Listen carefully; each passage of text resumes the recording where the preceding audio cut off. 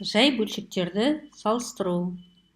Мысал ретінде 17-ден 11 және 17-ден 9 бөлшектерін салыстырайық. Көріп тұрғандарымыздай, бөлімдері бірдей. Бұл жай бөлшектердің бөлімдері бірдей болғандықтан алымдарын салыстырамыз. Алымдары 11 және 9. 11 9-дан үлкен. Олай болса, 17-ден 11 бөлшегі 17-ден 9 бөлшегінен үлкен болады.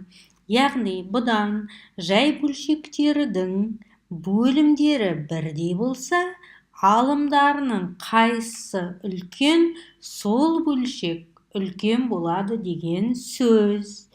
Мысал ретінде 101-ден 100, 101-ден 99 бөлшектерін салыстырайық. 101-ден 100 және 101-ден 99. Мұнда да көріп тұрғандарымыздай, бөлшектің бөлімдері 101-ге тең, екеуінде де бірдей, тең. Олай болса, алымдарын салыстырамыз.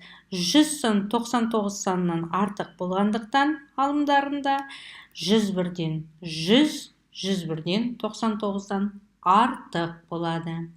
Сол сияқты 233-ден 125,